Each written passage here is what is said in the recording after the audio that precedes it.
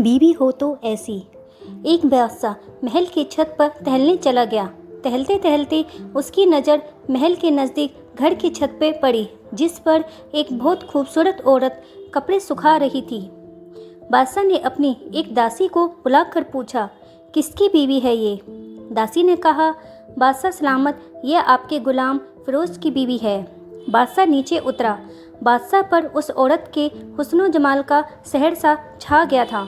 उसने फिरोज को बुलाया। फिरोज हाजिर हुआ तो बादशाह ने कहा, फिरोज, हमारा एक काम है। हमारा ये खत फला मुल्क के बादशाह को दे आओ और मुझे इसका जवाब भी उनसे ले आना। फिरोज बादशाह का हुक्म सर आँखों पर, और वो उस खत को लेकर घर वापस आ गया। खत को अपने तकिए के नीचे रख दिया। सफ़र का सामान तैयार किया। रात घर में गुजरी और सुबह मंजिल मकसूद पर रवाना हो गया।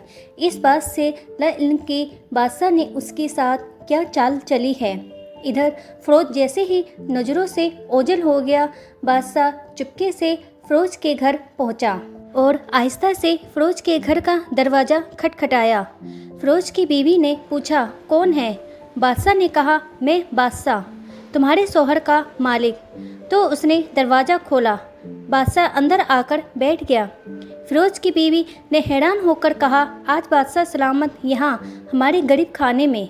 बादशाह ने कहा, मैं यहाँ मेहमान बनकर आया हूँ। फिरोज की बीवी ने बादशाह का इरादा समझकर कहा, मैं अल्लाह की पनाह चाहती हूँ आपके इस तरह आने से, जिसमें मुझे कोई खैर नज़र नहीं आ रहा। बादशाह ने गुस्से में कहा, ए लड़की, क्या कह रही हो तुम? शायद तुमने मुझे पहचाना नहीं, मैं बादशाह हूँ, तुम्हारे शौहर का मालिक। फिरोज की बीवी ने कहा, बादशाह सलामत, मैं जानती हूँ कि आप ही बादशाह हैं, और कहाँ बादशाह सलामत आप उस कटोरे में पानी पीने आ गए हो जिसमें तुम्हारे कुत्ते ने पानी पिया है। बादशाह उस औरत की बातों से बड़ा शर्मसार हुआ और उसको छोड़कर वापस चला गया, लेकिन अपनी चप्पल वहीं पर भूल गया। यह सब तो बादशाह की तरफ से हुआ। अब फिरोज को आधे रास्ते में याद आया कि जो खत बादशाह ने उसे दिया था वो तो घर पर ही छोड़ आया है। उसने घोड़े को तेजी से वापस मोड़ा और अपने घर की तरफ लपका। फिरोज अपने घर पहुंचा तो तकिए के नीचे से खत निकालते वक्त उसकी नज़र पलंग के नीचे पड़ी बादशाह की चप्पल पर पड़ी, जो वो जल्दी में भूल गया था। फिरोज का सर चकरा कर रह गया और वो समझ गया कि बादशाह ने उसको सफ़र पर सिर्फ इसलिए भेजा ताकि वह अपना मतलब पूरा कर सके। फिरोज किसी को कुछ बताए बगैर चुपचाप घर से निकला। खत लेकर वो चल पड़ा और काम ख़त्म करने के बाद बादशाह के पास वापस आया तो बादशाह ने इनाम के तौर पर उसे 100 दिनार दिए। फिरोज दिनार लेकर बाजार गया और औरतों के इस्तेमाल की कीमती कपड़े और कुछ तोहफे भी खरीद लिए। घर पहुंचकर बीवी से कहा, चलो तुम्हारे मायके चलते हैं। बीवी ने पूछा, ये क्या है? कहा, बादशाह ने इनाम दिया है और मैं चाहता हूँ कि ये पहनकर अपने घर वालों को भी दिखाओ। बीवी, जैसे आप चाहें। बीवी तैयार हुई और अपने वलीदैन के घर अपने शौहर के साथ रवाना हुई। दामाद और बेटी को उनके घर लाए गए तोहफों को देखकर वो लोग बहुत खुश हुए। फिरोज बीवी को छोड़कर वापस आ गया और 1 महीना गुजरने के बावजूद न बीवी को पूछा न उसको वापस बुलाया।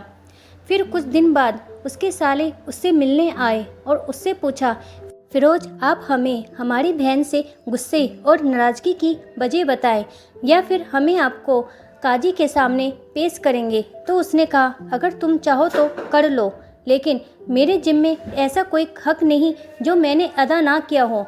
वो लोग अपना केस काजी के पास लेकर गए तो काजी ने फिरोज को बुलाया। काजी उस वक्त बादशाह के पास बैठा हुआ था। लड़की के भाइयों ने कहा, अल्लाह बादशाह सलामत रखे। काजी साहब, हमने एक हरा भरा बाग दरख्त फलों से भरे हुए और साथ में मीठे पानी का कुआं इस शख्स के हवाले किया था, तो इस शख्स ने हमारे बाड़ा उजाड़ दिया, सारे फल खा लिए, दरख्त काट लिए और कुएं को खराब करके बंद कर दिया। काजी ने फिरोज से पूछा, हाँ तो लड़के, तुम क्या कहते हो इस बारे में? फिरोज ने कहा, काजी साहब, जो बाग मुझे दिया गया था वो उसमें बेहतर हालत में इन्हें वापस किया। काजी ने पूछा, क्या इसने बाग तुम्हारे हवाले वैसी ही हालत में वापस किया है जैसे पहले था? उन्होंने कहा, हाँ वैसे ही हालत में वापस किया है, लेकिन हम इससे बाग वापस करने की वजह पूछना चाहते हैं। काजी, हाँ फिरोज, तो क्या कहना चाहते हो इस बारे में? फिरोज ने कहा, काजी साहब, मैं बाग किसी नफ़रत की वजह से नहीं छोड़ा, बल्कि इसलिए छोड़ा है कि एक दिन मैं बाग में आया तो उसमें मैंने शेर के पंजों के निशान देखे, तो मुझे खौफ हुआ कि शेर मुझे खा जाएगा। इसलिए शेर के डर की वजह से मैंने बाग में जाना बंद कर दिया। बादशाह जो टेक लगाए यह सब कुछ सुन रहा था, उठकर बैठ गया और कहा, फिरोज, अपने बाग की तरफ अमन और बेफिक्र होकर जाओ। लड़के, इसमें कोई शक नहीं है कि शेर तुम्हारे बाग में आया था, लेकिन वो वहाँ पर ना तो कोई असर छोड़ के सका, ना ही कोई पत्ता तोड़ सका और ना ही कोई फल खा सका। वो वहाँ पर थोड़ी देर रहा और मायूस होकर लौट गया। और खुदा की कसम, मैंने कभी तुम्हारे जैसे बाग के गिर्द लगी मजबूत दीवार नहीं देखी। फिरोज समझ गया। वो अपने घर लौट आया और अपनी बीवी को भी वापस ले आया।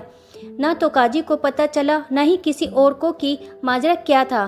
क्या खूब बेहतर है अपने घर के राज छुपाना, ताकि लोगों को पता ना चले। अपने घर की बात किसी पर भी जाहिर ना होने दें। दोस्तों, कैसे लगी आपको ये आज की कहानी?